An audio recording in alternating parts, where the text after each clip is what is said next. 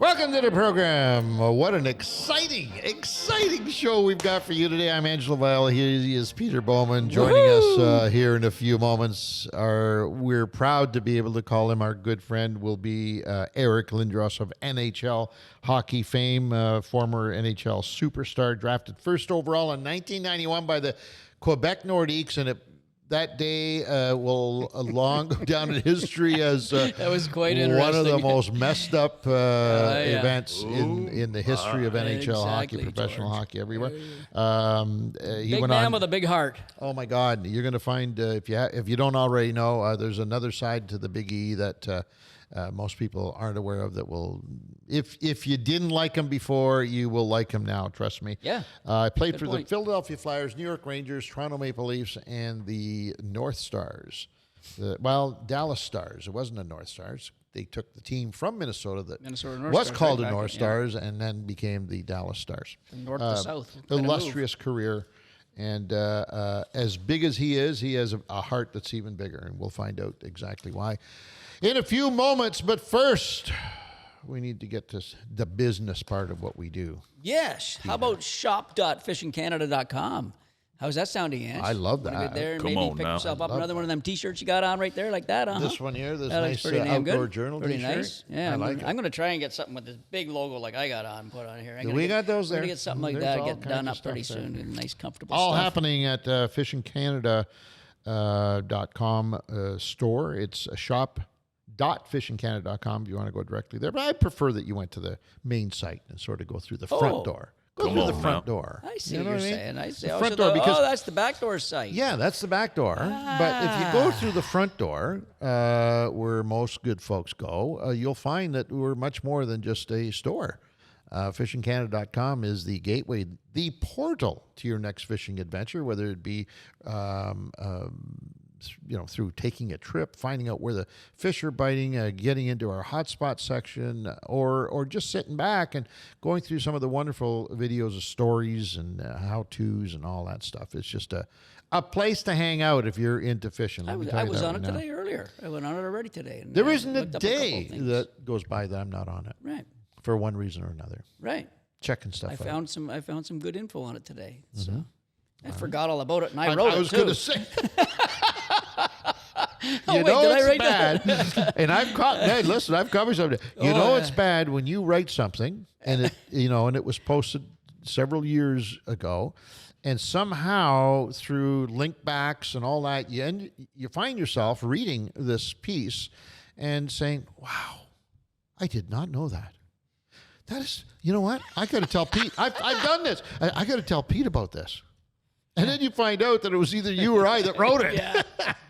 It was almost the same thing. We'll talk about it because one of our subject matters, how I came upon it today. It's pretty funny. So. While you're there, check out this very podcast network, Outdoor Journal Radio Podcast Network. Give me a hell yeah! Yeah, baby. Right now we're featuring Under the Canopy, which is one of our leading titles. Mr. Ouellette, as my wife calls him, Jerry Ouellette. Former Minister of Natural Resources, has this wonderful place for you to visit called Under the Canopy. You can go there and totally immerse yourself in all good things outdoors. This week's episode, he's with his son, Garrett Ouellette. And they're talking about, I know this sounds weird, talking about chainsaw maintenance. And how to properly age. Those guys know how to cut wood. Exactly. You know what I mean? So how to properly age your firewood and how to select the best wood for your next fire. Which is important. Man. Oh, my God. Tell you what? It's softwood versus hardwood versus kindling versus long burning. Yeah, and absolutely. there's some hardwoods, by the way, that are hotter burning than other hardwoods. There you go. So not only do you select your hardwoods based on the amount of the length of the burn, which is important, because you don't want wood that just gone in and out, right? That's right. You want wood that will last the longest but will burn the hottest. And so it's all there in Under the Canopy, featuring Mr. Ouellette. I haven't listened to that one yet, but I'm going to listen to that one. It's because excellent. I'm intrigued by this firewood thing. I always am. When you're there, you can also check out the news. We have a regular segment. A local segment. We have, Good. What it's the local hell? to us. Local to I mean, Fishing Canada. What the hell? Exactly. It's called the news, and we feature anything that's hot and current. And right now, this story, I'm really torn. I think we should do a whole podcast on this story. I know we're going to. I think we're not going to do it justice in a couple of minutes that we've got.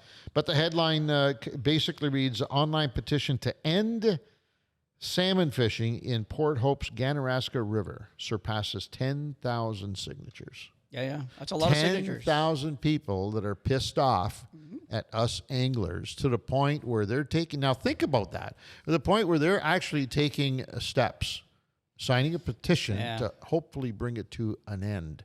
So now, you can't to me, that's a small number. The 10,000 represents a small percentage of the total mass of people that are pissed off. Yeah, probably, right? I'm telling you. There's a lot of locals in Port Hope. That's 17,000 plus people in that town. I lived there for many years, so I know all about that town. And would we say that the majority of these 10,000 signatures are locals? No, I don't. Well, I probably are. I think they are. I would assume they would be. If that's the case, think about that. 17,000 people, 10,000 signatures on a petition. That, I don't know, but if we charge our crack research department to come back with some numbers, that might be a new world record percentage. You know what I mean? Percentage-wise, from a population base of 17,000, they got 10,000 signatures. Man, that's insane. But you did say something about us anglers, and that's where there's a bit of a discrepancy, I think, because I do believe there will be a number of law-abiding anglers that are that just want to do the right thing all the time, right? You know what I mean? So the problem with this right now is two things. The biggest one is snagging fish, blatant snagging fish, which is highly illegal. Even if these fish are going to die, it doesn't matter. You're not allowed to do that, number one. And number two is littering of not just dead fish, but the pollution, your container for your roe. It's a mess. It's just an absolute ridiculous mess, and you know what? I don't blame the locals for wanting to stop that. I have no issue. I mean, do you think about that? When that river, because it gets pounded by people this time of year, right? In the fall for this fall salmon run, and when people are ignorant to the laws and ignorant to your land there that they're messing up, it's brutal. It is brutal. So, on the other side of that coin, there is another side, and that is, you just mentioned, it's not everybody. It's not every angler. There are anglers who are very conscientious, and they do the right thing. You're going to take their fishing away from them. You're going to potentially... There's some young man that's just like me when I was in Port Hope, when I lived there, and 18 years old, and I walked down to the river because, just whatever. It was so convenient for me, and now I can't go down to the river and catch a fish. It's not fair to him either, right? These young, anybody that's law-abiding, but... So it's a tough one. It's a fine line. We need to get the town of Port Hope on. We need to get some people on that can talk about it. I think the other thing too, I noticed here that there's no mention of steelhead, mention of salmon. I wonder if this is a salmon only petition as opposed to fishing. Well, in general. See, this year, Dean and I were just looking it up. But this year, water levels are so low too. There's literally thousands of salmon, like right downtown Port Hope, sitting, and there's no room for steelhead. I don't think they'd go up. I know they might be a couple in there, but you'd never be able to tell. You know what I mean? No, but I'm wondering if because this would affect the spring steelhead run. Well, they want to close the river to fishing there. Period. Yeah, all year, all year. Don't know about that. See, I'm thinking the fall thing, right? That's what I'm thinking. But I think their spring thing is even worse. They can't. If they stop the steelheading in the spring, that would crush the economy at that time of year. But as we know, it's even worse than this. I don't know, but I've been down there in the fall, and I've just sat on the bridge downtown and just taking pictures of fish and taking pictures of everything, and I'm just starting to watch the people. And there's some ignorant sons of bitches down there that don't know anything, and they're just brutalizing these fish. They are snagging them. They're kicking them up on the bank. What avail? What are they doing? I don't know. Stripping them of roe? Maybe. I don't know. Yeah. Maybe they're taking them home to eat them. No. Maybe. Some people will. No. Well, okay, we don't have to worry about those people because they'll thin themselves out pretty quick. If they're eating that crap, all right, let's not worry. Hey, guys, don't worry about them. That will take care of itself. Trust me. We're culling the In herd. fact, encourage them to eat a few more. Take a couple there. Take that one that's laying on the bank. They're dead already. So. And I mean it's already bad enough that the fish are dying on their own and they're laying on the bank, right? So I mean I don't know if Port Hope collectively can get groups together and pick up the dead carcasses because seagulls can only eat so many. But they're going to happen anyways, with or without the anglers. Yeah. That's the thing that's going to be. It's sort of a slippery slope here because we talked to. There's a quote in this article, Mayor Olena Kivsky also recently described a terrible mess left behind this year and alluded to, exactly that. There's carcass everywhere. Well, those carcasses. She can't stop that. She can't stop that by closing. In fact, no, she can get people together to pick it up. That's what she could do. She could get a cleanup crew. That's right. Right? That's what they should do for that case. But when they leave garbage, that's a different story than dead salmon or dead salmon. And of course, I'm sure it's in this article. I haven't had time to read through it all, but I'm sure there's also other criminal activities that might be going on due to, attracting folks there for this fall fishery that we don't even talk about here. But regardless, it's a great article. You need to go to fishingcanada.com. You need to read through it and take a stand one way or the other. Man, it's going to be a tough one to. It is. That's a big one. It's going to be. Let's just wait for our own opinions until we do an actual podcast. Maybe Dean. Maybe we could have the mayor on the podcast. Yeah, I think that'd be a great idea. Yeah, and firsthand. Let's talk to her here and then see, because it's like I said, it's a slippery slope, man. I don't know what you do, and then will it affect the spring fishery if this passes and they were able to close it, and town council did the paperwork that would involve closing? How soon behind would the spring fishery be? Yeah, the municipality as of right now does not seem interested in changing anything. They're doing the classic, it's under review, we'll make sure we'll take a look. The government thing. Yeah, I don't think they're going to be able to close it. No, I think that would be one. a total political insanity. I think what they need, and it's unfortunately it's the same everywhere, is we need better policing. Yeah. We need more, and you're not going to get it. You need more COs. You need more cops. Maybe the Port Hope cops could police for the garbage or something like that. But you need more COs, and that's what you really need. You know what the problem with that though is? It's going to cost a lot. First, they can't do it, but it's going to cost a ton of dough. Yeah. And then these goons are going to circumvent it anyways. I will never forget a few years ago. Maybe you guys remember, but Port Hope seems every year it's in the news for its fish runs. But I think this was a steelhead issue. And they closed it from one spot to another that normally would have been open. And there was a video on YouTube of these, I'll call them goons, because I do believe that title is pretty descriptive of what I think they are. So to circumvent the COs who were there and the OPP who were there, they canoed and parked they went upriver in a canoe in that spot. Do you remember that video? I do remember. And the cops were all over the banks yelling at them, and they're saying, I can be here, and water's not your property. I can, not even thinking that what they're showing everybody is it's okay to break the law if you're into fishing. Mm-hmm. You know what I mean? That's kind of the scenario. Yeah. And it was all the big thing. It was a few years back. I don't know whether you remember that or not. No. It was pretty dumb looking.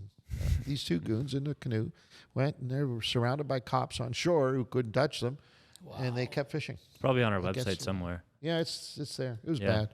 But that's what I mean. Hans probably wrote it. Yeah. That was my story. I was going to tell you about Hans today. Yeah. So Dean and I were talking about this story ahead of time, and I said, we're talking about the snagging of the salmon. I says, well, there are some states that it's legal in New York, snag, isn't there? State of New York. No, it's not. And we looked it up. That's changed. They said New York has changed. It changed. But I said, I think there's a place in Alaska that might allow snagging or whatever. And so I go to Dean. I got to look it up. Is snagging legal? and it says, yes, right on fishingcanada.com, Alaska. So I wrote the article, and I couldn't And you even forgot remember. all about it.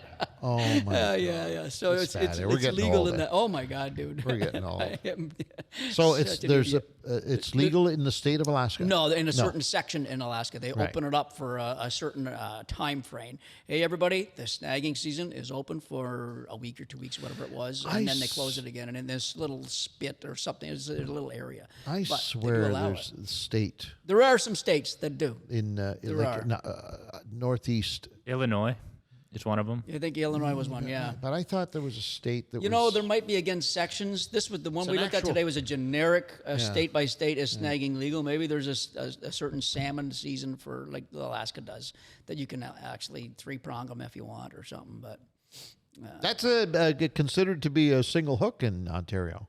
damn right, bud. A 3-prong single hook. Damn right, bro. Did I tell you I had a chance to speak to an official about that? No, I don't think you did A this. CO? No. He wasn't happy about it, was he? No, not at all. He's We've had some requests to do a full podcast on that as well. yeah. He says it's disgusting. He says, let me tell you, before you guys do anything, let me just go on record. I don't mind going on record. We don't agree with it. We being the enforcement element. Yeah. Of course they M&R. don't. He said we Of don't course agree with it as a group. We do not agree with it. So there's some internal stuff going on. Hey, that has let's been do a going on. podcast on that one. Yeah, I that think we alone, should. or Be great. snagging and all that kind of stuff. That'd we be should. great. We'd have some, we have some You know, good stuff. when the COs, the people in the front lines are saying to you, "This is dumb. What are we doing with this law?" Like, well, you would if think that's that the you'd say, case- "Okay, all right, Yeah. time out. Let's just." So they're. You would think that they would go higher up to eventually get to the Minister of Natural Resources and Forestry, and you think they'd maybe make a change, but obviously something's getting kiboshed along the lines there. Maybe we can have them Why? both Why would on you- and they can talk. Why would you kibosh something so simple as that? You know? Yeah. Wow. Anyways, let's put together something. I don't know whether they would come on and talk about it. That's the problem. Yeah, probably not. And Lots of approvals I'll needed. reach out to him and see if I know he wouldn't. Maybe we could get some retired guy. anonymous notes. Maybe they could send us some stuff not signed by anybody that would be on our side at least. You won't get You any know, others. What? I shouldn't be saying this because I said I won't, but I will tell. I will tell you something right now that when this was put in effect, our good friend, Mr. Wallet? no, Oh, Mr. Wallet, Yakabuski? Mr. Wallet claims to not even be aware of it. Now think about that. Yeah. When I pointed it out to him, Well, we said- weren't. I We said, didn't- okay, we but didn't you're not officially- the Minister of Natural I Resources for understand. crying out loud. I understand, but we were going to go at that guy like a Yeah, pair of idiots true. For doing our job. He's on a camera doing a shit. I said, you asshole, what are you doing? You get, oh, wait a minute, suck back, reload. Okay, so, Jerry should, He didn't I guess. know. He Maybe. says, no, are you sure? I said, go check it out. I'm in shock. So he looked at Oh. wow. He said, I did not know that. But you know who was involved in that era, that period of So time? this is a way back? How far back is The this? doc. What? The doc. So he was in the M&R at that time. He was in M&R, and according to my source, who I can't divulge, obviously, it was a group of people that were involved in looking at it, whether they looked at it because it was already in place and it had been brought to the fore, and so as they formed a committee to look into it, or whether it was instated. But whatever that was, the doc was there. Our doc would never. I know. That's what I got- said. I said, you're He was crazy. wearing his glasses that day. He saw 3 prongs on that sucker, and the rest of them didn't for some reason. I said, you're crazy. He said, well, I'm just telling you. You don't want to hear it, I won't tell you. Okay. I say.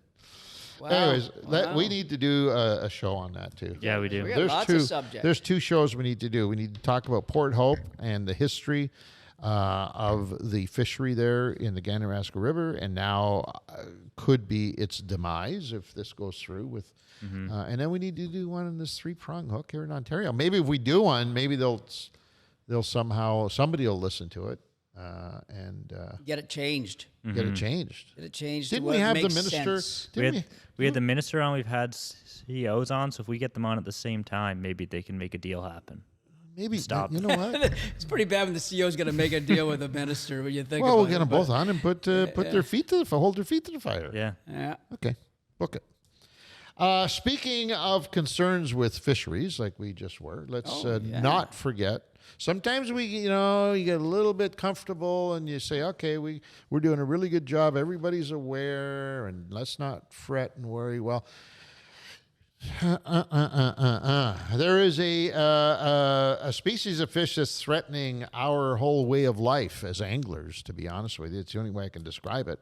It's called the grass carp, and it is now in our waterways, and it's threatening our way of life because if this species is left unchecked and it's allowed to spread throughout all of our freshwater systems, it will definitely, without question, change our ability to fish the way that we fish today. I'm not saying that all fishing will come to an end, but it will have a dramatic change. I don't know what that change is going to be. It needs to be controlled somehow. Eradicated would be great. It's hard to believe that they were brought to the U.S. to control aquatic plants. A lot of right? things. A lot of things. It's hard to believe that has turned into this, into the uncontrollable ability of them eating aquatic plants. Crazy. Maybe. Wow. Yeah, I don't know how to. Anyway, it's called the grass carp. You need to find out more about it. This thing will eat up to 40% of its weight each and every day in our green stuff, in vegetation, which we now know is essential in maintaining a healthy population of aquatic species, fish in particular.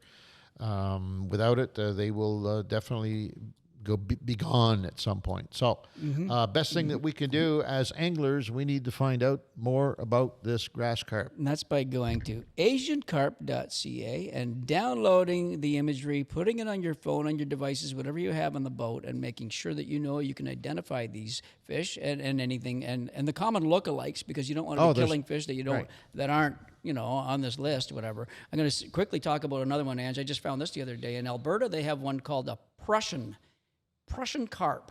Prussian. Native to Central Europe and Asia. And it's apparently infiltrating a couple of the lakes there. And they're small, they're very small, but it's the same thing. They figured that it was introduced, goldfish, people releasing goldfish or whatever. They probably had maybe had an exotic in their aquarium that didn't. It's a problem out there too. So this invasive fish that are getting released into our lakes, folks, it's the real deal. And it's going not just in Ontario, it's across the country. So we really need to get to asiancarp.ca and at least get to, know what these things look like and take care of business. Please.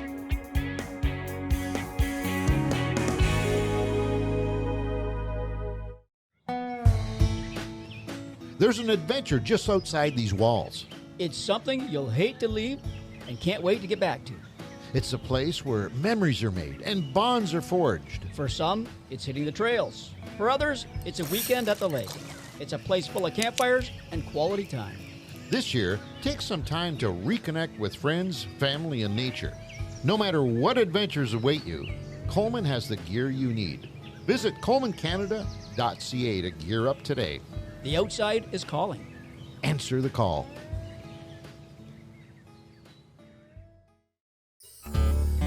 What brings people together more than fishing and hunting? How about food? I'm Chef Antonio Maleka, and I have spent years catering to the stars. Now, on Outdoor Journal Radio's Eatin' Wild podcast, Louise, Hookset, and I are bringing our expertise and Rolodex to our real passion, the outdoors. Each week, we're bringing you inside the boat, tree stand, or duck blind and giving you real advice that you can use to make the most out of your fishing game. You're going to flip that duck breast over once you get a nice hard sear on that breast. You don't want to sear the actual meat. And it's not just us chatting here. If you can name a celebrity, we've probably worked with them. And I think you might be surprised who likes to hunt and fish. When Kit Harington asks me to prepare him sashimi with his bass, I couldn't say no. Whatever Taylor Sheridan wanted, I made sure I had it. Burgers, steak, anything off the barbecue. That's a true cowboy. All Jeremy Renner wanted to have was lemon ginger shots all day. Find Eating Wild now on Spotify, Apple Podcasts, or wherever else you get your podcasts. All right. This week's fan question. This is a dandy. I don't know how we're going to deal with it, but This let's is the- get on. This may be the most intriguing question we've had, and it's very short as well. Submitted by Milan Kobalchik from Alberta. Yes. Kobalchik, thank Just you, speaking of Milan. Alberta, I just talked There you about go. Alberta. Look There at you us. go. Look at us. It all segueing. gets, it all gets dovetailed together. It's such a beautiful, We're organic professional. thing that we do are here every professional, week. aren't eh? we? Like we are It's so. such a beautiful thing. Thank tell God you. Dean's here, because otherwise we'd be out of control. There you go. I think. He submitted his question to info@fishingcanada.com. If you've got a burning desire to have a question answered, chances are real good if you drop us a note at info@fishingcanada.com. Make it a compelling note if you really want. And I'll tell you why. Because Dean Taylor, our producer, he receives all of these. He goes through them all personally. He reads them all, and then he throws them all into this big recycled 45-gallon drum that he found at the local dump. And then On the side of the bank of the Ganaraska River. Somebody threw maybe, it there, maybe so he it picked looks up. like it might have come He from cleaned there. it up. Let's hope it wasn't from there. It might have some of those. Easy, easy those, now. What do you call those? Salmon? No. What was that? What was the big plant that used to be down Oh, there? Uranium. Why are you plant or talking about that? You don't need to talk about that. Well, I'm just saying it might have some radioactive stuff on the drum. Every time he puts his arm in every week, he might be exposing himself to that. That's for why all his I one. know. That's why his one bicep is like Hulk Hogan's and the other is like olive oil. Anyways, so send them to info@fishingcan.com. Dean will pull one out each and every week as he does, and then we will try and address it here on the show, much like Milan Kobalchik sent in from Alberta. He says, body of water you'll never fish again, and why? It's such a vague, and where did he come up with this? But now that I read it again, It's good. it can be interpreted in a number of different ways. Of So, for course. example, I can tell you that I will never fish the Aquila ever again. The what? The Aquila, which is a lake in Italy, northeast of Rome, in the mountains, that I was there once carp fishing. Yes, with Nick. Right? Okay. The chances of me ever being there and fishing that lake again are zero. Why? First of all, it's ridiculous to think that I would go carp fishing in the mountains of Italy. To me, What if there's big old bass there? there are big old bass there. Ooh. Yeah. Oh my. But it's just so far out of the way. Like, I cannot see that in the number of years, days, months, moments I have left here on this earth. There are so many other places that I would probably select. So in a case like that, I'm not saying anything bad about that lake, Yep. but chances are I will never Can't get fish it there. again. Right. But I think he's meaning a lake that Pissed you off enough. handed your ass to you so Yeah, bad yeah. that you would never go on it. Yeah. Mine, and mine is going to sound funny, but that Lake Scugog has kicked my ass stop so many it. times. But I stopped fishing it. I just don't. Okay, listen. For people wondering, in the Scugog, it doesn't matter what. This lake is 20 minutes from my house. Yeah. And I choose to go 2 hours from my house so that I don't have to fish that. I mean, I got to go for a couple hours. I'm not going to go to Scugog for a couple hours. Well, until this year, we started fishing it again. It has kicked my ass so bad that I can't get onto the fish on Scugog. And now it's to the point where, okay, I've got to learn the lake. So now I know next year I'm going to be hitting it more and more. But I didn't fish that lake for the longest time, like for years, until you and I went up there this year and started hitting it again and all that. So Scugog was one that was kind of, God, I don't want to ever go back there again, but I need to. And I got to learn how to catch those dirty water fish. So See, I feel differently about that question because the obvious thing is you say, well, like you just said, that lake has beat me up so many times, I don't want to go out. See, to me, when I get beat up on a lake, I don't think of it as that.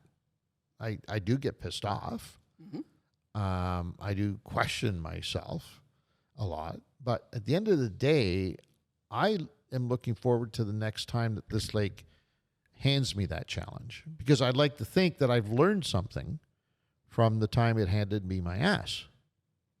You follow? Mm-hmm. So Learn that it costs you $150 to get there in gas. And Exactly. never caught anything. So, yeah, okay. exactly, better and find so I something can't else. wait to get back out. Yeah, it's going to take me a few days to recover, physically and mentally. But There's another one in the Halliburton area, Drag Lake. I've hit it 2 or 3 times. Drag Lake. And I can't get onto that lake for any species. Largemouth, smallmouth is what I was after most. I was mostly after largemouth. I know they're there. We've got some small ones. But you fished with me one year. One year we did hit it one time together. how'd we do? Shite. We did shite. And I know it's probably a good lake, but it's another one that I probably won't be going back to until somebody says, "Hey, Pete, I heard your podcast on Drag Lake. I know where they are. Let's go." Then maybe I'll go. But I don't think I'll be choosing you that go. lake again, sort of thing. Like Anybody that. So listening knows anything about Drag Lake? There you go. There's you your got challenge. a fishing partner right there, but you better produce. That's all I can say. I can't put a name to this question. Unfortunately, this will be the first question that we've had that I'm totally stumped. Other than Aguila, as I said, this lake in northern part of the mountains in northern Rome area. That would be, and the only reason there's nothing wrong with it. Dean's got one. Oh, Yeah, mine is Port Hope. Can't remember. 2 years ago, I Port went Hope to is not a lake. I know The Ganaraska River. the Ganaraska, but I don't think I was on. I wasn't by the dam there. I was on one of the creeks that flow into it. No, by the description, buddy, you Yeah. were on the Ganny. Okay. It's huge. There's Yeah, only yeah. one little area of a dam. The rest is all either Right. shallow, deep, or in between. There's all kinds of water there. Well, that was my first experience with eastern steelhead, I guess. Right. Because my steelhead fishing has all been in BC. Yeah. Right. And the crowds and just the style of fishing here, small water with a million people everywhere, and I will never do it again. It's not for me. Dean got there an I'll hour and a hunt in the half. spring. Dean got there an hour and a half before sunrise, thinking, "Okay, I'm the first guy in the bag," and he's got to shovel his way into It was between brutal. 2 people because there's 38 other people that are Yeah. on the same run. I will never do it again. I have absolutely no interest anymore. It turned me right off. It's so true. Opening weekend to Steelhead on Ganny is like, Yeah. woo! It was Look gross. out, man. There's a lot of people. I'm trying to think as you guys are talking. I'm trying to think. There's got to be something like that for me too. But I can't. Yeah, I mean those two lakes, can't. like Skoogog and Drag, I will go back. I'm sure I'll go back. But Yeah. I just like those are ones, and that's it just very much got my ass handed to me, and I just it's an ego thing. I think come on, I got better than that. I can do better than that somewhere else. I have the opposite story of yours. A friend of mine from years ago, Rick Askin. Pete knows him very well. Rick, if you don't believe me, ask me.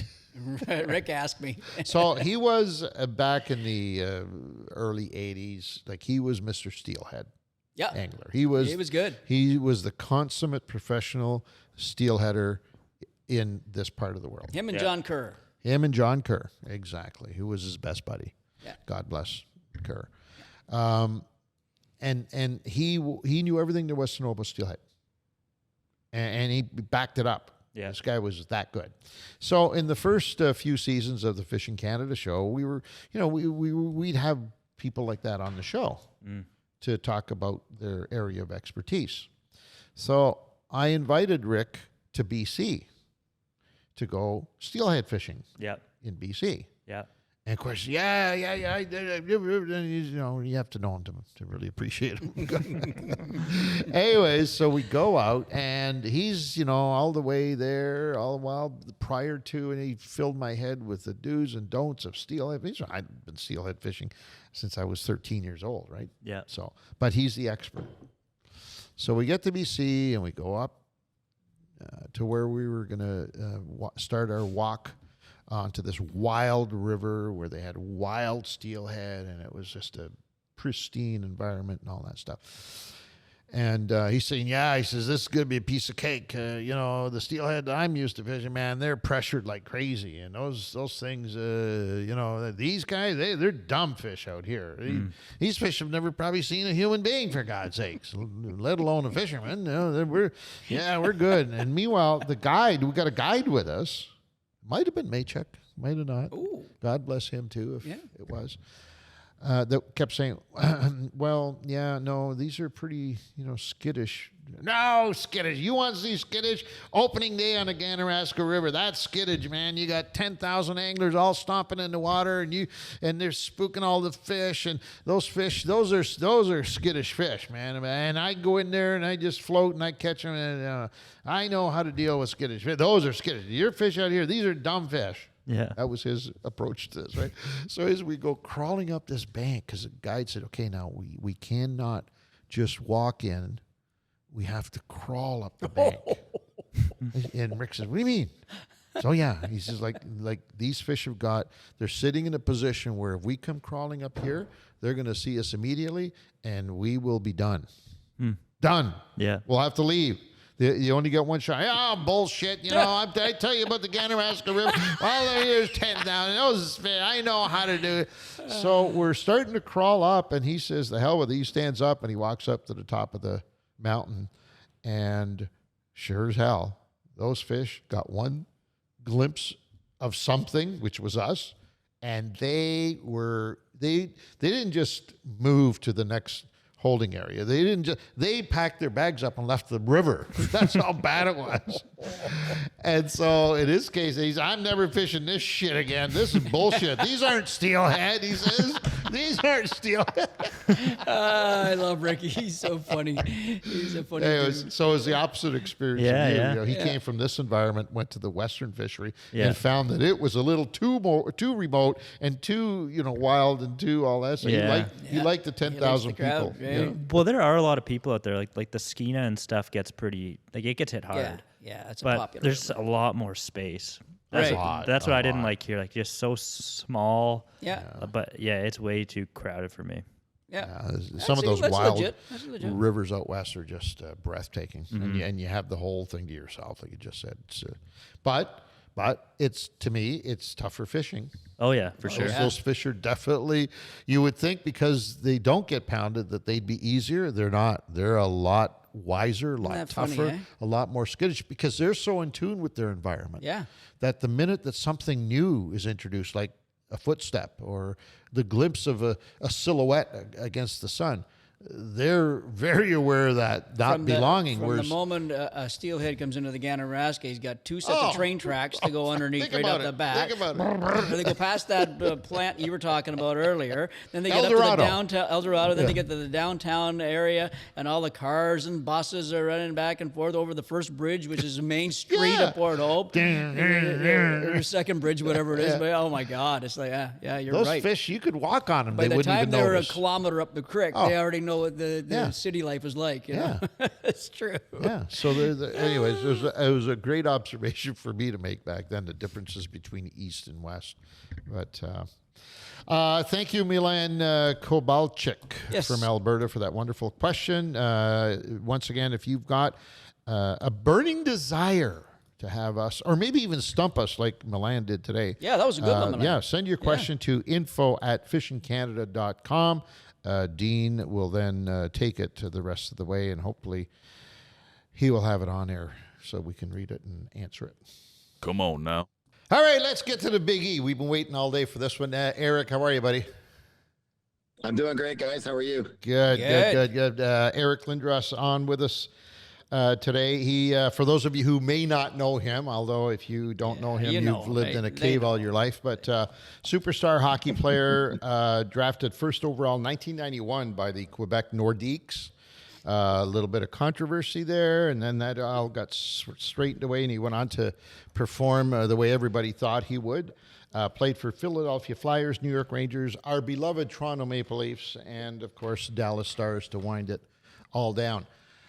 Eric, before I start with you, I have a question for my partner here, because I want to see how much he's not the most avid hockey fan in the world, right? Admittedly so. All right. So I want to see if you know this question.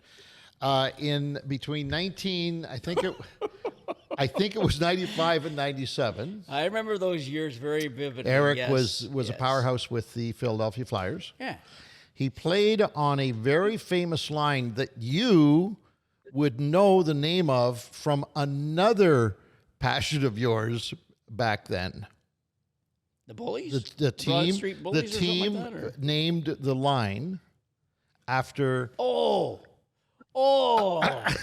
Is it wrestling? Is it Yes, referred to wrestling? yes. The Legion of Doom? That's it. There you go. The Legion I don't of know, Doom. Eric, but I know all the wrestlers. I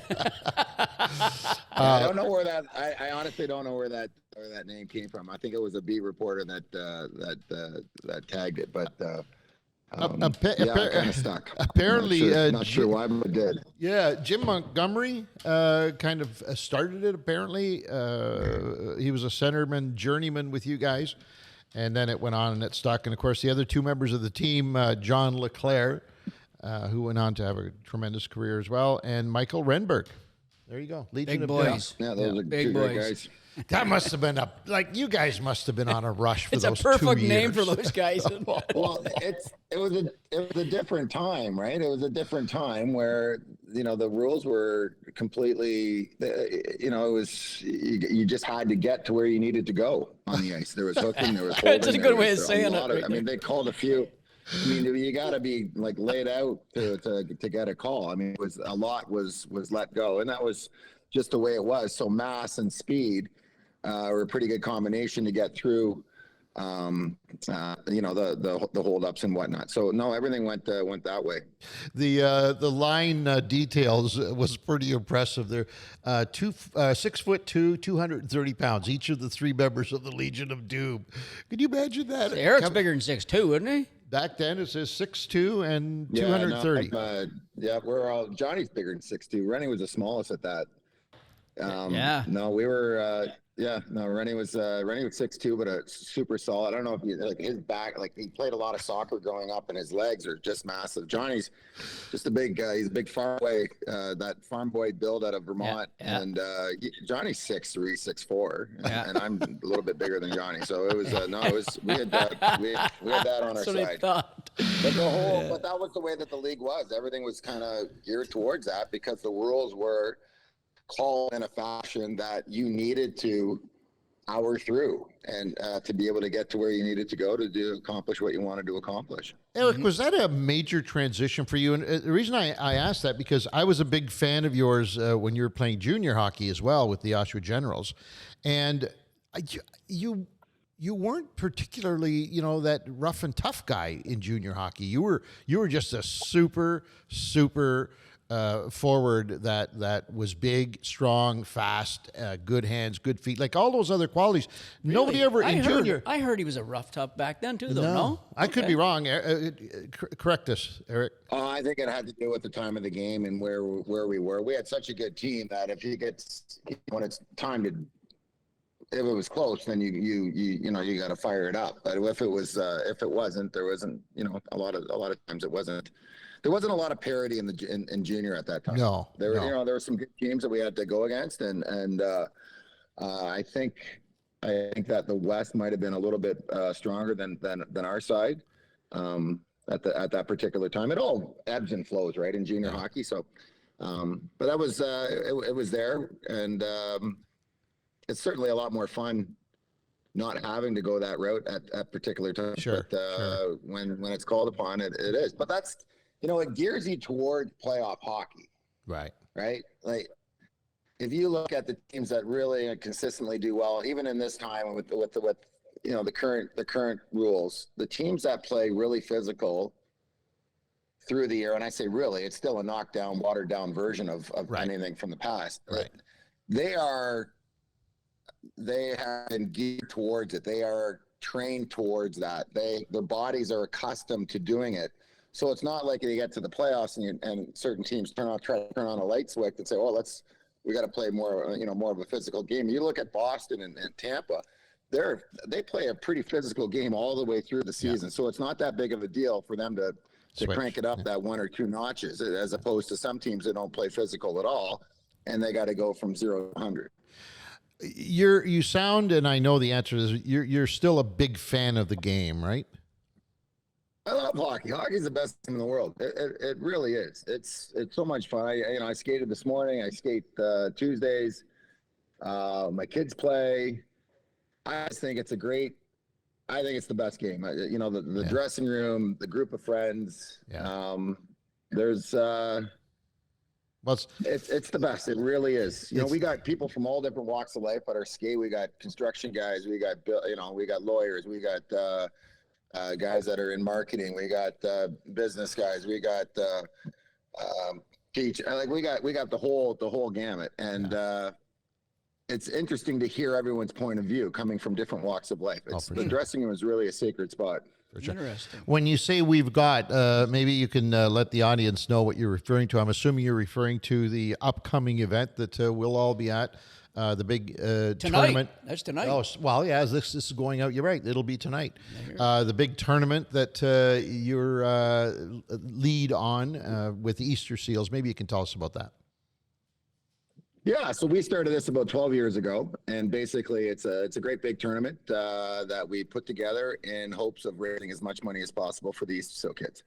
And what we do is we bring together a bunch of former players and have a bunch of teams sign up, and depending on how much money you raise prior to draft night, or right up to the moment of the draft, that determines your position as to who you get to pick in the draft and who you play games with, the former player, the following day. So it's a lot of fun. You get out there, you get to meet a whole bunch of crazy characters, both former players and other guys that come from all different areas of Ontario and Pennsylvania. We even have groups come in from BC.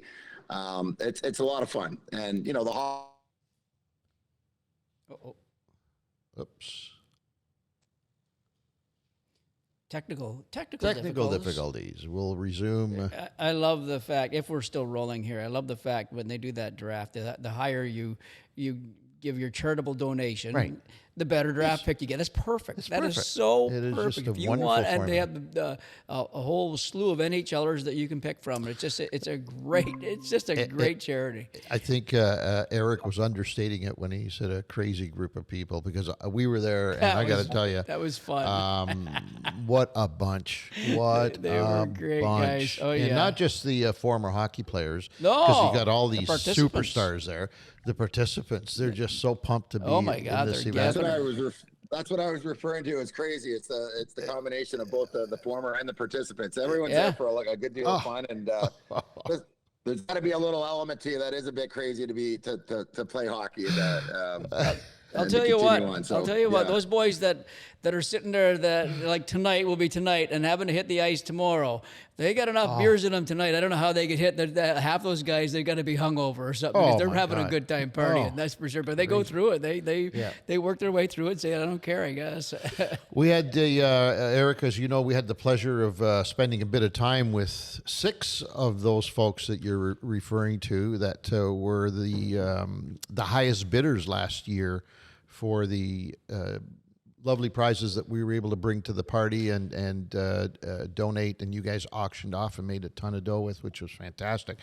But I just want to speak a moment about the character of the people that we were fortunate enough to meet on the road, because we took them on the road with us. If for people listening that might not be aware of what the prize was, people were auctioning off and buying trips with Pete and I for shoots, for 2 of our shoots that will be airing this coming season, starting January, and they donated a pile of money to come out with us. And let me tell you something, you would not have. I don't think we could have put a better group together for what we needed for the TV show. Were we lucky, or were all those guys, like the whole group of Eric's people? They're probably all like that for the most part. You know, fantastic. How can you be lucky like that? But they were amazing. They were so much fun. Yeah, we'll get a new group tonight that's going to be bidding on a trip that we'll be giving away and shooting for next year. So yeah, sounds like a pretty good one. Exciting, man. Well, thank you guys for doing that. I mean, it's a big deal to, every year you're looking for new ways to come up with exciting things to auction off, and for you guys to step up and to make yourselves available and to give people a chance of a lifetime to to go out and to fish with the likes of you. It's really a special thing. Yeah, it was our pleasure, and it was a lot of fun. We had fun. Those guys, like Ant said, those guys were just solid dudes, and we had a riot with them. They were just great guys. I can't wait to see it. I can't wait to see it, because you probably, knowing a few of the guys that went, I don't know if they fished much before. No, right. So when as a viewer, and maybe I'm talking for some others that watch as well, it's nice to see you break down what you do, so that when you start with someone who's pretty green in terms of fishing, and you're going at a specific species, what exactly are you doing to give them the best advantage to catch that fish on that particular day?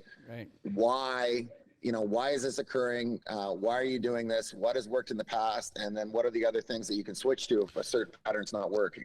Mm-hmm. So I'm looking forward to seeing this. I got to tell you, it was great for us too to be a part of that. We don't do that often enough. We get so immersed in what we do, Eric, that we've got tunnel vision. We just make assumptions, and we go. It's our job too. It's our job. We got to produce. We just move forward. Sometimes we lose touch with reality, right? And having guys on the boat, as you just said, that are not hardcore avid tournament anglers, let alone even just hardcore fishermen. It was so refreshing because they lit up everything that we did. You could see the lights going on. They're saying, I didn't know. Oh, I did. They were totally enthralled with the technology that is available today in fishing. Keep in mind, these guys went from 0 to 100 in a course of 2 days, 3 days, right? The technology was the biggest hit of the get together. They could not believe that we've got that. Our equipment is that refined that we can see individual fish and tell them, which we did. You'll see on the show. We'd say, okay, over to your left, 20 feet, drop it, throw it out there, and let it drop straight down. And we'd watch the fish on the screen. We'd see their line drop it down to the fish, and boom, they'd hook up. It was amazing, and to watch the expressions on their face was fantastic. It was a joy for us. Oh yeah, as well. Lots of fun. Yeah. Good stuff. How are you? And this year's trip's going to be a good one too. I think the one we're going to auction off tonight. Oh, it's going to be a good one too, and it's huge, different than the other ones. So, yeah. How's your? I know you spend a lot of time on the water. How are you embracing technology? And give us your outlook on good, bad, or indifferent on it. So I didn't go for the full. I've got an older Ranger. I think it's a '98. I'm getting it refurbished, but I don't have the side view that you guys do. I just go with my traditional straight down. It's a fair size. You don't need a screen's a screen to me. I'm not a techie guy, and so if you give me, a million things on my fish finder, I like to use my GPS to know where I've trolled. I like to know, obviously, your depth. It's showing fish. You can see weed, but any more than that, I would not know how to. I don't know what to say. I wouldn't get anything more out of it. I mean, it sounds great having the side vision. I think that's fantastic, but that's a big investment for a lot of people. Actually, it doesn't come cheap. Actually, side is not the big thing now. Forward is the big thing. Now, side used to be. That's how far behind I am. I'm a straight down kind of guy. I love it. It's an interesting perspective, that you're sharing here. You love fishing. You just love getting out on the water. Fishing. I think it's great. I think it's fun. You pick your guys that you want to go out with. Your kids have fun. The one thing I treated myself with was that the electric engine pops down and you kind of control where you go and you can repeat. Yeah. Your pattern and that to me is just that ability to stay still in a certain spot without having to throw an anchor. That's incredible. That's unreal. Yeah. That was so handy. Yeah. Yeah. That thing was a big to Eric from Eric Christmas bit, right? But I love it. I don't think you really need. At times, it's great to have all this stuff, but I think just getting started and understanding what to do. There's some really good equipment out there that you can get started with, and then as you grow, hopefully there's systems that you can, add to, maintain the same system you have, and then add a little bit as you get more comfortable or different circumstances change, and you can build on what you have. Yeah, there are systems. That I would mean, be most cool. of them are like that now. You got to be a little bit, probably above the entry level systems, right, in the Garmin world. But yeah, once you start networking, and then a big key that not many people do, Eric, and we do it all the time, is to keep updating the software. If you keep updating your software through your computer, believe it or not, or through an app, you have a new machine almost every year, with the different little nuances that they change and everything. So Right, it would be kind of like for the viewer, it'd be kind of like Waze when you're driving. Would that be similar? Same idea. So you're always getting. You just add on. Yeah. No, that makes sense. Yeah. No, just to take that extra little bit of time. And how long does it take then, Pete, to go and download and to freshen up everything? It takes nothing, buddy. Nothing, eh? It's hardly anything at all. You download. We do it through a card. Put a SD card in the computer. Download it. Put the SD card in the unit. Spark it up. Update. Done. It's like that. Let me tell you something. Thankfully, we have the electronics, because on one of the shoots that we did in conjunction with your Easter seal auction, on one of the shoots, we didn't have a whole lot of time. Pete and I didn't have a whole lot. We were not familiar with the body of water. In fact, neither one of us had ever been on the body of water before. We had intentions of getting a couple of days head start, so that we could kind of get a lay of the land before we had these 4 contestants on our boat to have, they want the experience of a lifetime. We feel obligated to make sure that they get it, right? So we wanted to get out there early. Bottom line is, a lot of things came up, and we were not able to spend the amount of time that we wanted to on the water. However, we had just enough time to not fish, but to locate fish that we thought were going to be smallmouth, and that we thought would be on the bite. And we found those the late afternoon before the shoot started. And fortunately for us, and once again, thanks to technology, because this would not have happened without technology, we went to the second spot. The first one didn't pan out quite like we had thought. And we went to the second spot, and oh my God, it was just like insanity. It was total insanity, because everything that we had seen the day before turned out to be what we thought they were, and they were on the bite. So these guys, these 4 guys, all with the exception of one, were total non-anglers, we'll call them. They had the time of their life, to the point, Eric, where I think we've converted a few of them over to taking fishing up on a serious level. One guy stopped. At Bass Pro Shops on the way home from that shoot, so that he could buy some of the technology. So it was fantastic. It was good. So how do you guys do it then? So you guys pick a lake. Yep. Now you're driving up, and those Ram commercials can only take so long. There's, when you're driving for hours and hours, you gotta be looking at the topographical maps of like the depth lake, certain depths and nuances of shoals and so on. Like, are you contacting people that that you've been like, a lot of it's historical knowledge, and then it's also trends of what's happening that particular summer? How much of it is you guys getting in touch with a lot of the lodges that are in that area, and then looking at, in a ratio of how much are you looking at these maps and coming up with things on your own? And then what is how do you bring it together, and just do you spend time and say, let's just take 3 hours, drive around the lake, and figure out exactly what we want to do, and make sure that what we're looking at, or what we've seen and what we heard, really is something that we can go on for tomorrow. Would you take a full half a day to go do that, or would you just get right into fishing and hit it? It's yes, and yes. All of the above. All of the above. So all of the above. If we have maps available before a trip, we'll definitely be looking at them right here in the office. Ange and I'll sit there in an Navionics web app, and we'll look at that. Or we'll go into the boat room there, and we'll spark up the machine and see if they're on our charts to make sure they're charted to begin with. If not, then we have to somewhat rely on local knowledge. Usually it's when we get up there. It's not beforehand. We don't really talk to the guides because it doesn't really do us a whole lot of good to look at a crude map and say, maybe this is Lake. So we'll either guides or lodge owners, we'll sit there and have a meeting with them and say, okay, guys, what's happening right now? We'd like to do walleye, for instance. Is there a trolling pattern? According to Eric, they're pickerel. Pickerel. Is there a trolling pattern? Are they on humps so we can jig them up and all that? And then they'll give us some ideas, and they'll give us maybe some waypoints, some areas or whatever like that. And then, we get out there, and usually that first day is a lot of scouting for Ange and I. I mean, we don't show that too much on the show, but I mean, it is what it is. If we got 2 or 3 days to fish, then we want to make sure we scout enough areas and then go from there.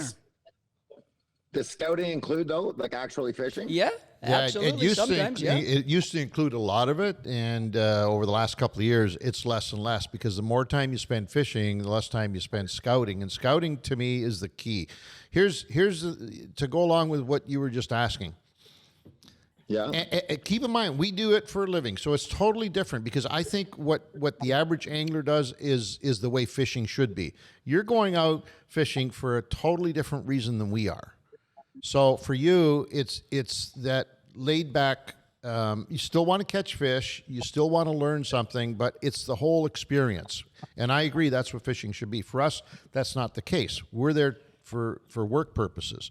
So we do not want to spend time on areas that don't have not just fish, but the right fish, the fish that we know will bite and the fish that we know we're targeting. Right? Pete mentioned walleye. So if we're scheduled to do a walleye shoot, we don't want to be sitting over top of a school of bass or suckers or whitefish or whatever. We have to make sure that they're walleye. So we will sample a spot to make sure that the fish that we're finding are walleye. But from that point on, our job is to find areas that hold fish.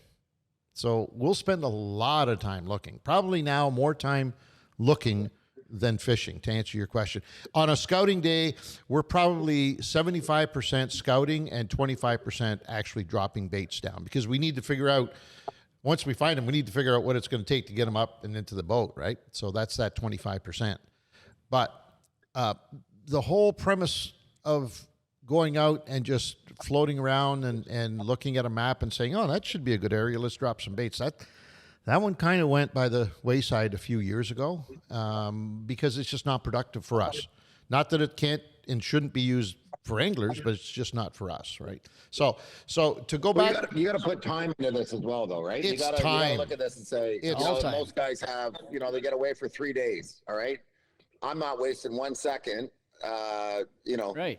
Doing that. You guys are there sometime. What's your average? You're there for what, 5, 6, 7 days? We're usually fishing for 3 days as a rule. Usually it's a day travel, fish for 3 maybe, and then go back home. So 5 days on the road for a shoot is 5 typical. days, yeah.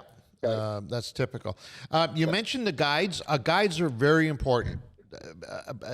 Twofold. Number one, they're important for the clients, because I don't understand why somebody would go to a lodge, and in some cases it's a once-in-a-lifetime deal where you've saved the coin to go. I don't understand why you wouldn't go that extra, few $100 and get a guide, because what the guide can do, he can eliminate a lot of your dead time. Not necessarily for us, but for the average angler that goes on these trips, I think a guide, or at least a half-a-day guiding, is absolutely essential. Absolutely essential. Yeah, but at the same thing can be said, you wouldn't be doing your full job if you weren't even asking a guide prior to going out on your boat. You want to get as much information. We need to know. Yeah, absolutely. We need to know what's going on right now on this body of water. It's fine to sit at home, and we do. We look at maps. We go on, like Pete said, in the boat room. We spark up the electronics and we look at everything available to us tech-wise. But it's fine to look at that and say, "Wow, look at that! That hump's got to be holding fish," but that hump doesn't hold fish 24/7, 365 days a year. Where the guide comes in for us is that we can get intel on what's happening right now, today. And that's what's key for us. As far as figuring out those areas on a map, we've got a pretty good picture of areas that will be holding a concentration of fish versus a few fish.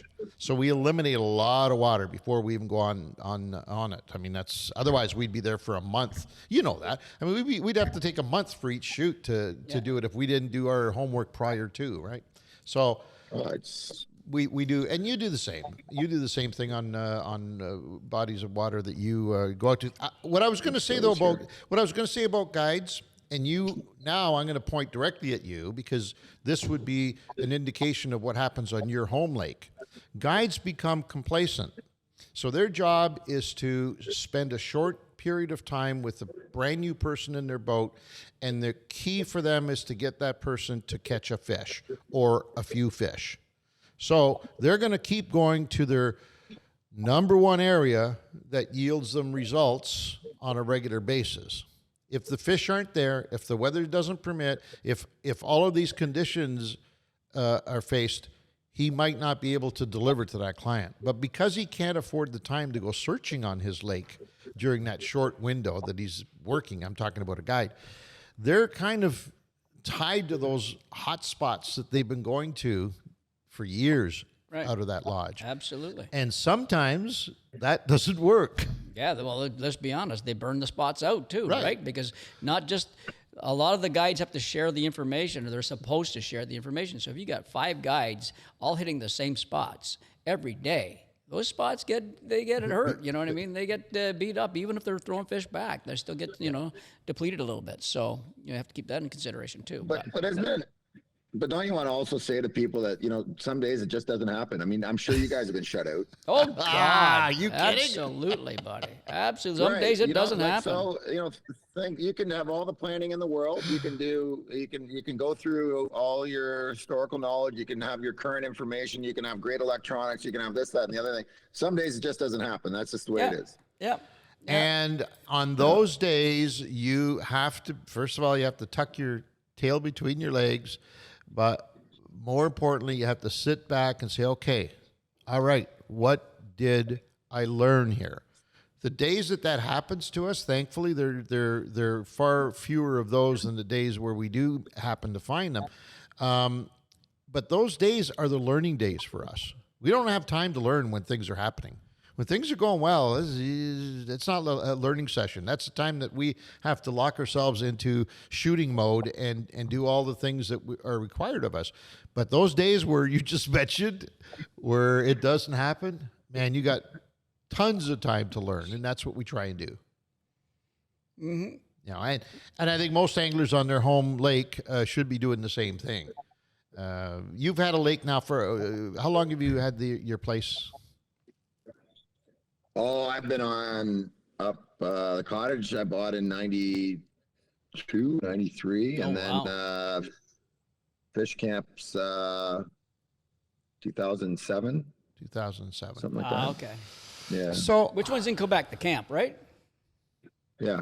Yeah. So different lakes, or you got a cottage on a different lake? It's right up there. It's a nice drive. It's about 10 miles from the reservation. Yep. And we just boat out and we run solar and propane, and it works great. The internet is really crappy. It's perfect. Yeah, I just can't stand the connection bit. So it's I love it. I learned a lot about construction and basic building, and had some good people up to fish with.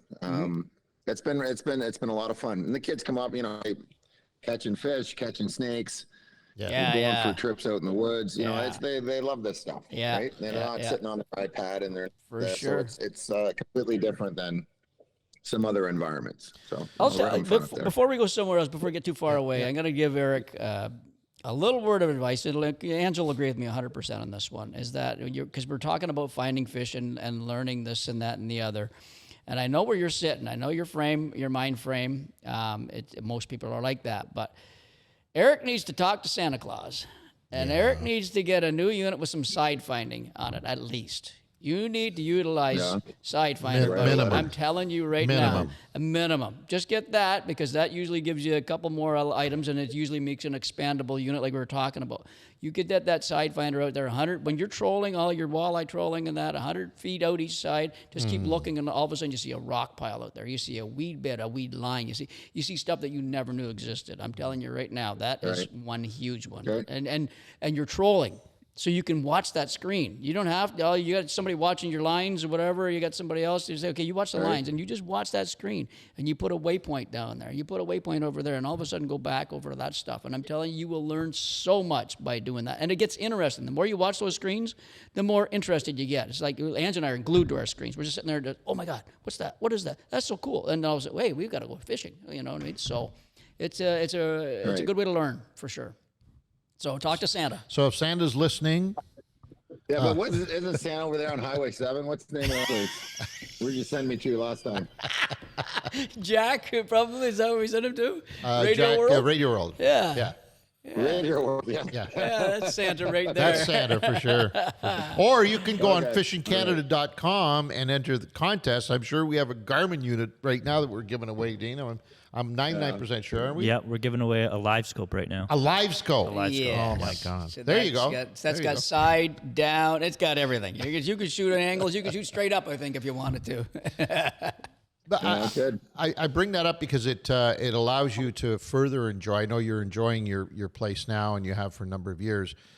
When you start peeling back the onion, you find a whole new reason to enjoy what you already love. And that's what for us, hey, listen, by the way, just before I forget, a lot of this technology we're talking about at first made us look pretty bad, because this technology revealed things that either we had wrong or we didn't even know that they were happening. After the number of years that we've spent on the water, you'd think we'd know it, right? So it's, even at our level, it is eye-opening. Every day that we go out, something happens from a technology standpoint that we both say, holy mackerel, I didn't know that was happening. So it's key, man. I know we've gotten off topic here, but you need to get yourself some technology. Next time we talk to you, you're going to talk to us about, oh my God, thanks guys, you guys, it's changed my life. Thanks for sending it. Thanks for sending it. That's good.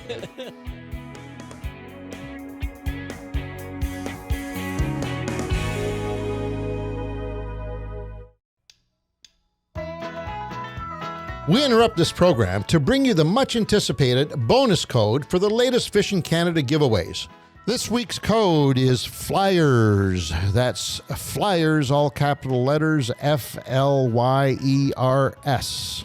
Just type that in the bonus code section of the contest and receive 100 free entries towards all our current giveaways.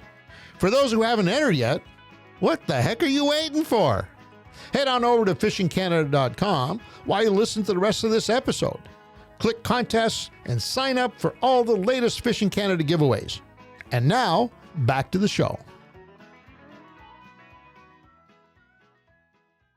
Let's get back to the Easter seals thing. You've been involved in it for about a dozen years, you're saying, right? Yeah. No, first year was real small. We started off, I think we did about 70,000. And now we're doing $500,000 every year. Nice. Oh, that's awesome. Yeah, I think we'll be over 3.7 million after tomorrow. Nice. So that's pretty good over 12 years. And it's taken time. It's grown. It's got momentum. We've got some really good sponsors and people that have been there day in and day out.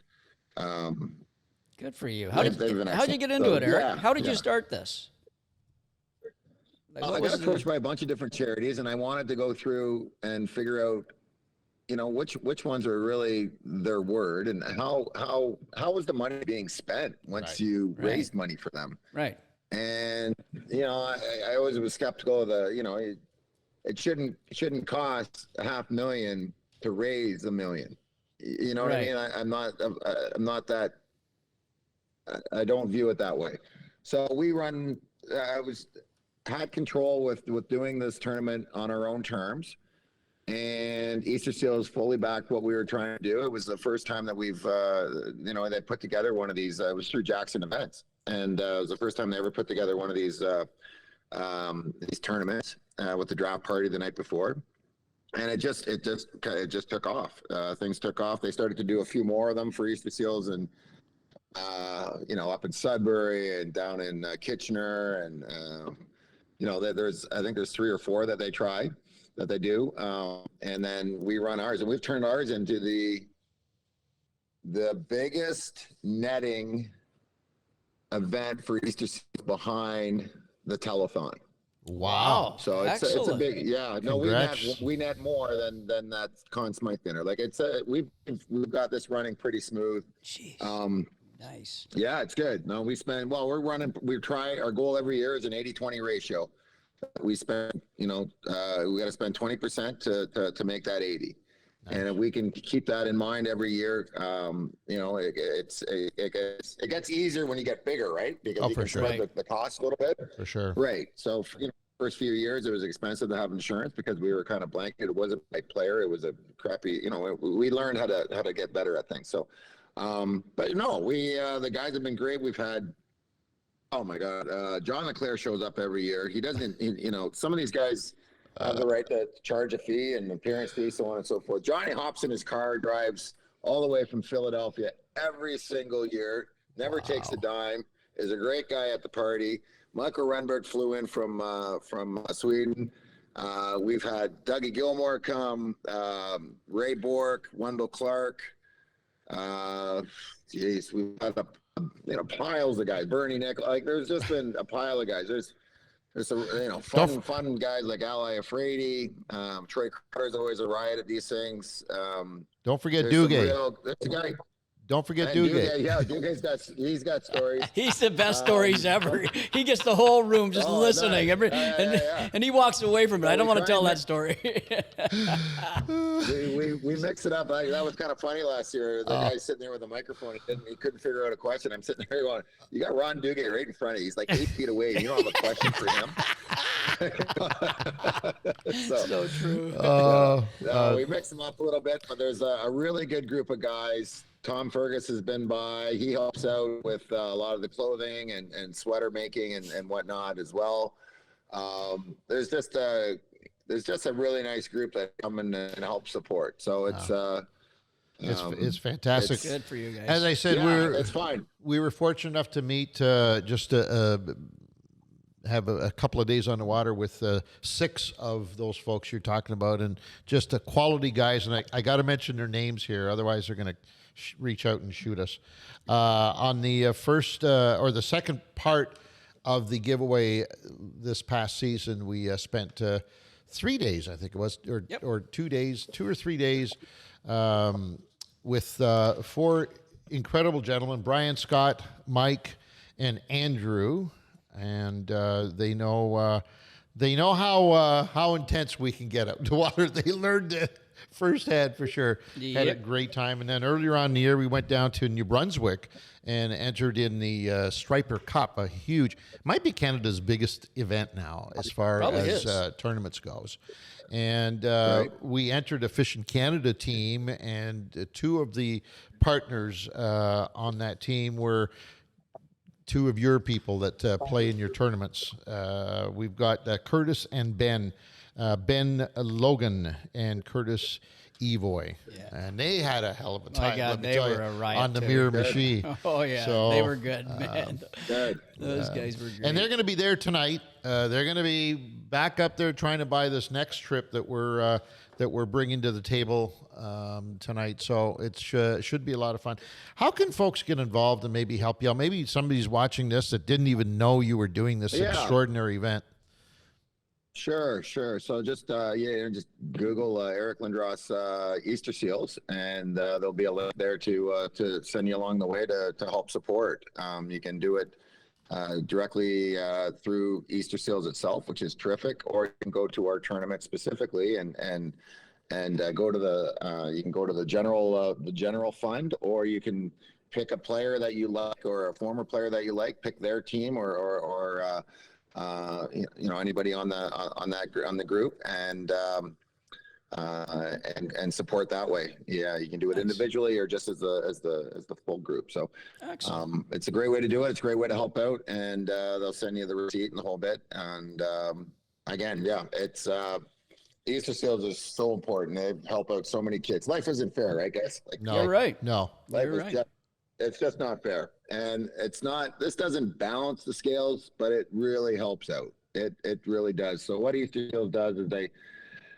A big part of this is they get some kids to camp. They get a bunch of kids to go to camp for a week. And what that does is it gives the kids a lot of independence. It gives the kids a chance to go out, learn new things, meet friends, be people, and get their confidence going. Now this takes a lot of money because it's 24-hour care. But what this does is it allows the rest of the family a different a week, a different week than a normal week when that the Easter seal child would be present, right? It allows time for other siblings. It allows times for parents to maybe decompress a little bit and get their stamina built back up and recharge the battery. So that the